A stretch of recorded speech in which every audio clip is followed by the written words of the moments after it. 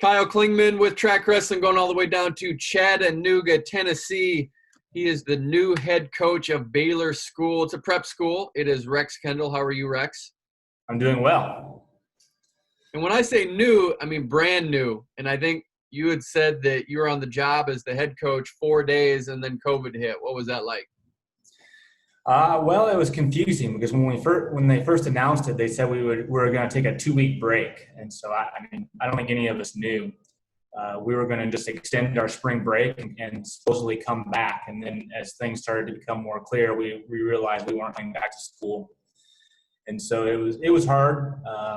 We had been putting together a really good training cycle for the kids that wanted to go to Virginia Beach.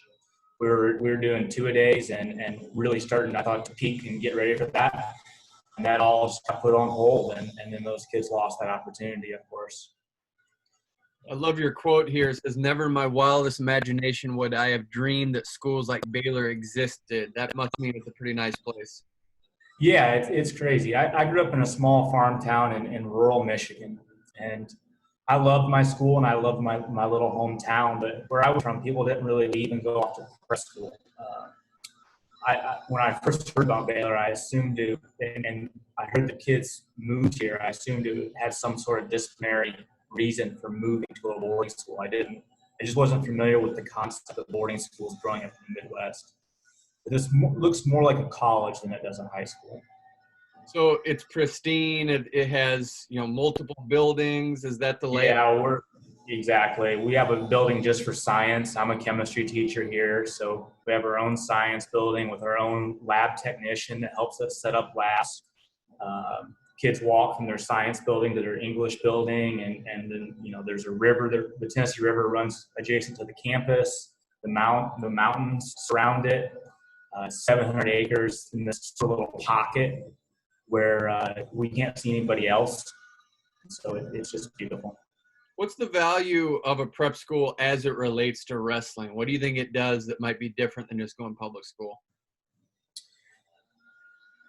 Well, specifically for us in the Southeast, the value would be that we have resources to travel a little more than the majority of public schools, and as it pertains to just wrestling at a prep school. But I can talk about academics too. But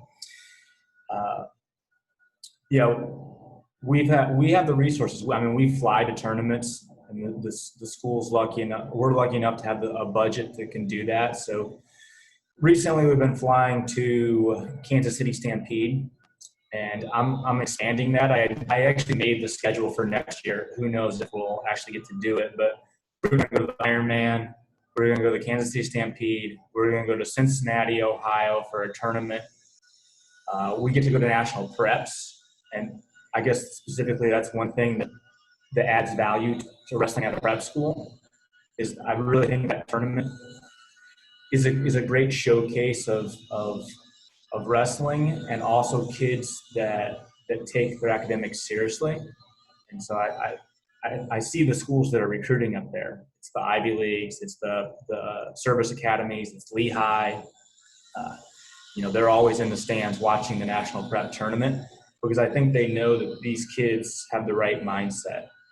They're obviously, if they're placing at that tournament, they're pretty dang good wrestlers, and they also are putting the work in the classroom too. How do they balance the academic schedule with an insanely hard sport like wrestling?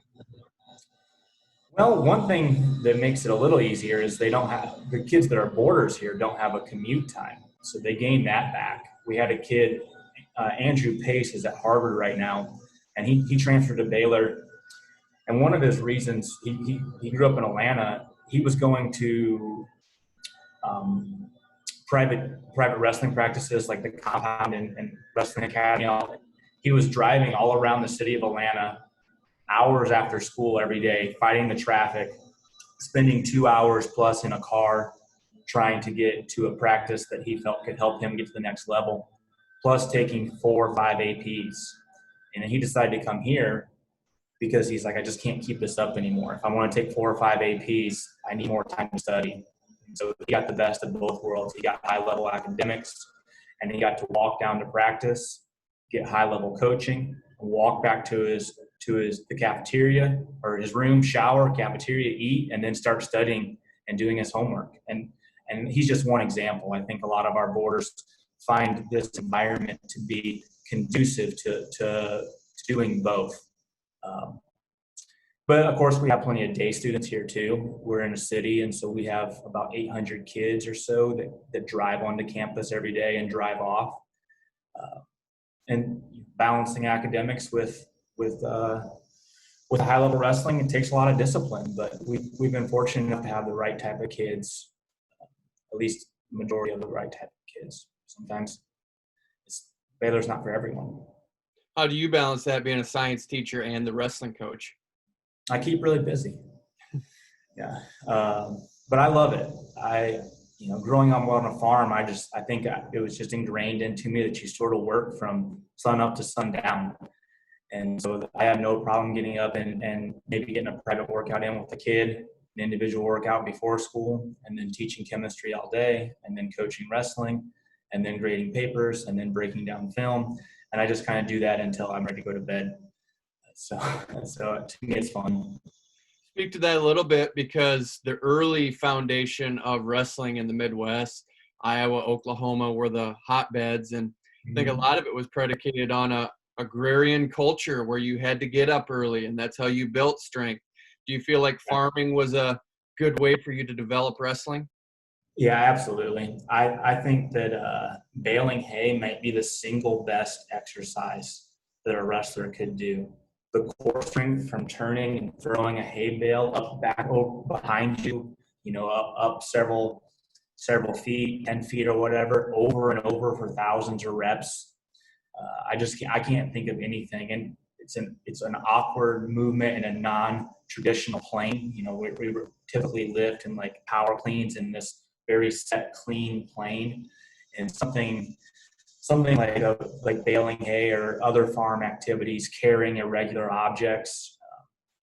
I think that transitions more to wrestling strength than the weight room ever did. Would you ever think about bringing in some bales of hay right at the I thought about it. It would be really hard because they would break apart over time, and it'd make a huge mess. But that's actually been a dream of mine, is like to have just a barn and like a wagon and full of hay, and just have the kids come out and load the wagon and then load it back up and just do that. But I don't know that I'll ever be able to pull that off. Do you ever get farm kids that come in to this Baylor school? Yeah, we do. Yeah, absolutely. I mean, there are not a ton of them, but you don't have to go too far. You have to go about maybe 30 miles outside the city until you get into the farm country of North Georgia. And then a little bit further, you get out to some of the farms but we have people that raise horses. We have people that have farms in North Georgia, cows. So yeah, we absolutely do get those kids. They're probably few and far between, just because it's not something that comes up in most rural areas. It's like, I want to send my kid off to boarding school, but it does happen. You wrestled at Michigan State. They're making a run here. They got a great recruiting class. How was your experience there?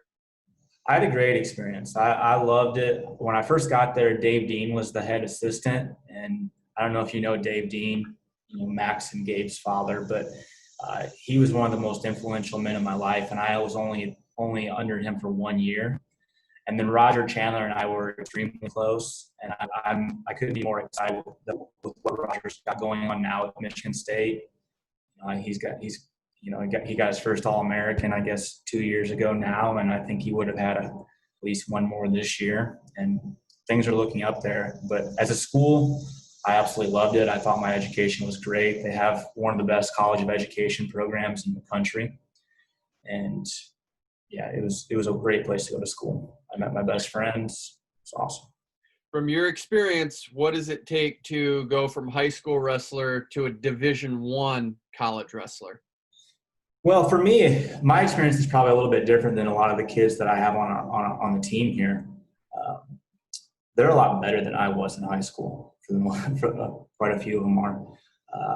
My best accomplishment in high school was I was a state runner-up in Division III in Michigan. In Division I is the biggest division, then 2, then 3, then 4. I know some states it's opposite. But No Big Ten schools recruited me. I got some looks from smaller D2 and D3 schools, but it was my goal to wrestle in the Big Ten, and I was going to be paying for it myself, so I knew I had to stay in state. And so when I got there, I had to work really hard, and I was strong, but my technique was terrible. And it took me about 3 years before I was competitive. So it was really hard, but it just took a lot of perseverance because I knew that I could get there. I knew I had the intangibles. I was stronger. I was fairly explosive, and I just had to work and work and work until I got the technique down, and I was able to wrestle at that level. So that my last 2 years, I started and ended up being the team captain after walking on. But for me, it was just being able to look at the end goal and knowing that 5 years of putting in 5 years of work was worth it. I often see kids that have this mentality where if something's hard, they'll almost walk away from it and maybe come back. I see that with sometimes in high school, kids will come out for the team as freshmen, sophomores, and be buried on the depth chart. And they're like, well, I'll just take a year or two off and I'll come back when I'm a senior because I can start then, which normally doesn't work out. But I just, I don't think that mentality would ever work in Division I wrestling. You either have to have the skills when you get there or else you have to be willing to put in a lot of time. Take your experience. One of my favorite stories is Brian Piccolo, who went to Michigan State, has a similar experience as you. He was better than me, but yes. Yeah. He never even qualified for state. And I know. And he ended up winning the Big Ten and being a two-time All-American. He was there before me, but I'm familiar with this story. Yeah, and I mean, he credits Dave Dean as well. But take both of you guys. How do you make sure you don't write off a kid either, that it doesn't look on the surface that they could make it at D1, but you stick with them and support them? Well, I think that's important. I never want to have a program where we just cater to elite wrestlers that may choose Baylor for high school. I'd like to be inviting to anyone. I mean, I try talking kids in my class into wrestling sometimes. One thing that we can do sort of systematically to make sure they're staying with the sport is make sure they get competition. Sometimes I think programs don't get their second string guys enough competition, and it's easy for them to lose focus. But last year we decided to take our second team and send them to local varsity tournaments. So if the varsity would travel to, let's say, Kansas City for the weekend, we would take the second string, which we just called varsity A and varsity B, and we send our varsity B to the Chattanooga tournaments. And they won one of the tournaments and got second at two of the other tournaments, and they were our backups. But I think it keeps them motivated. They're competing out there against other varsity kids, and they realize that oftentimes they're better than varsity kids from around the area. They're just behind a nationally ranked kid in their weight class that happens to go to Baylor. But I'm hoping that will keep them motivated and they can maybe see the light at the end of the tunnel. But we had a kid last year that got third in the state for us that came out for the team as a freshman, had never wrestled. And he got some starting time here and there, but he ended up being the full-time starter his senior year. And he was awesome. And I think had he started earlier, he probably could have been a college wrestler. But in 4 years, he got to be a state placer. Is that your goal, to be at the top of the heap and challenge those top national prep schools for the number one spot? Yeah, I think we have the resources to. Our wrestling room is probably one of the nicest wrestling rooms in the country. I think our coaching staff is awesome. And I think our location, we don't have a ton of competitors in the Southeast that go to national preps. We have competitors in Tennessee, right in our town. Macaulay has a good wrestling team, and so we compete with them for kids. But I see no reason why Baylor School can't compete with any prep team in the country. When you say you have one of the nicest wrestling rooms, are you talking about high school, or are you just talking about across the board? Well, it's not this arms race that's happened in college wrestling would disqualify us from comparing. I mean, what Ohio State and some of these schools are doing is out of. I could never imagine these standalone facilities, but so I'll restrict that statement to just high school rooms. at one point I thought we had a room that could compare with a lot of college rooms because it's 3 full mats.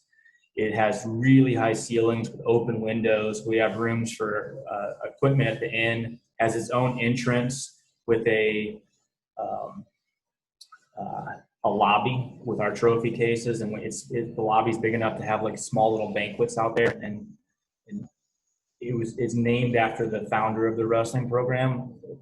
His name was Major Worsham. He started the program after World War II. And so it's the Worsham Wrestling Arena.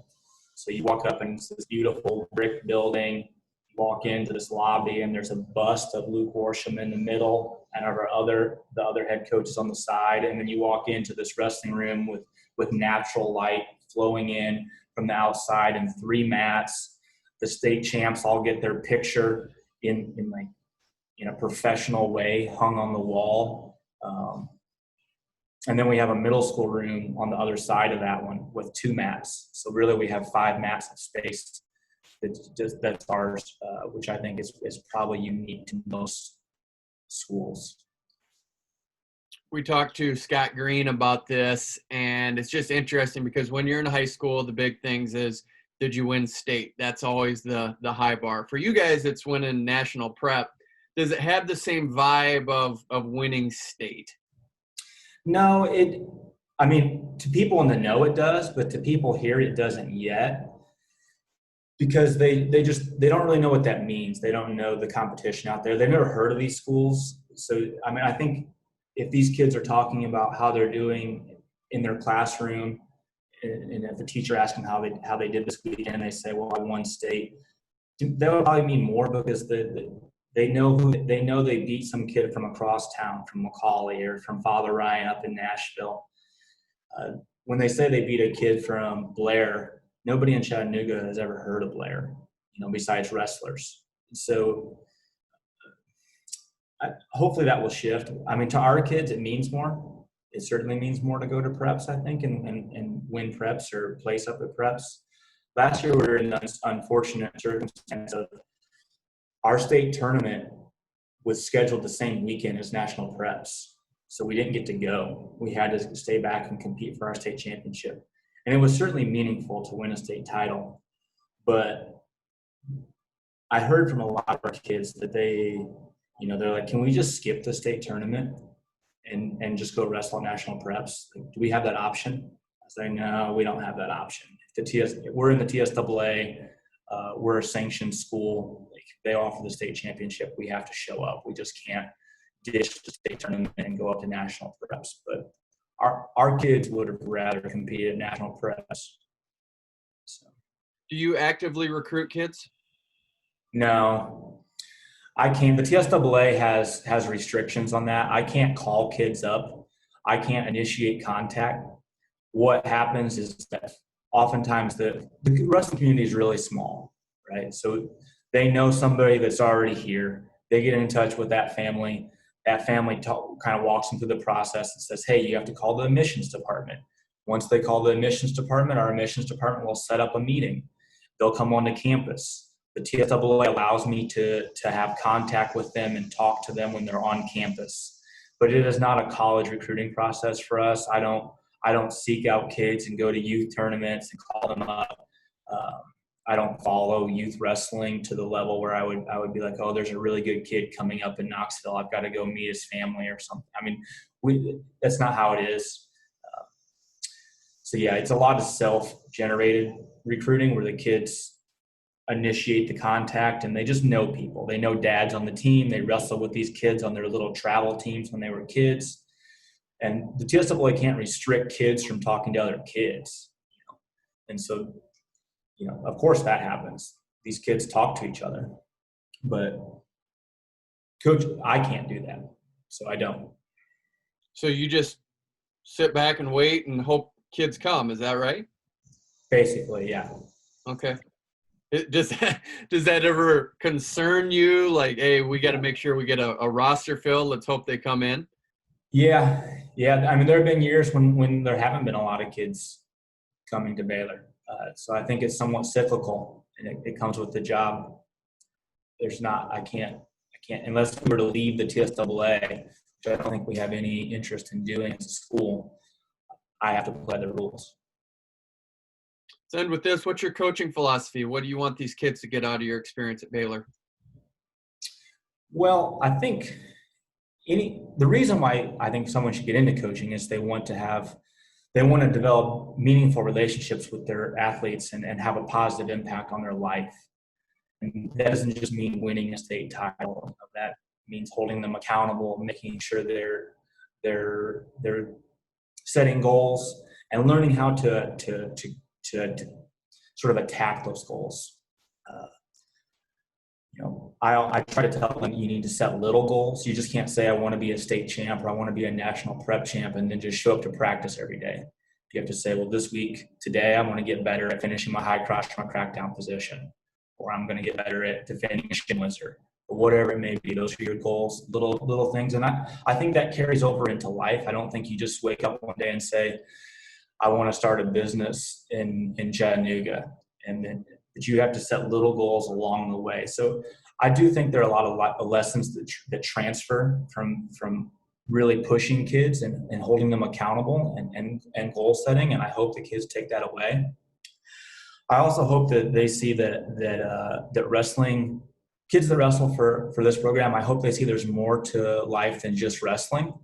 I'm deeply involved in the academic side of things, and as wonderful as wrestling is, and as obsessed about wrestling as I am, I know that it can be taken away at any time. I mean, who knows? What if COVID-19 takes away all college wrestling programs? It's probably not going to happen that drastically, but opportunities we're fortunate to have them, but they can't take away your education. And so I'd like to think that the kids coming through here will learn the value of an education, and they'll want to take that and give back to their community. My favorite scientist, Neil deGrasse Tyson, he has said that you should be afraid to die until you've contributed to humanity. And that's something I'm going to preach a lot to our kids is, you have to learn, use wrestling as a tool to get you to a really good school and get an education that's meaningful. That's something that you want to give back to your community with, and go back and do that. Whether it's being a teacher, a police officer, a doctor, a lawyer, I don't really care, but find something, that you can do that will contribute to your community. So that's I guess I jumped around a little bit there, but that's kind of sums up my philosophy. And Neil deGrasse Tyson wrestled. Yes, he did at Harvard, right? Yeah. Yeah. Well, Rex, thanks for the time. If you decide to get hay bales on campus, make sure you get video and pictures for me, because we want to put them on track. Yeah, I'll do that. So thanks for the time. Thank you. Have a good one, Kyle.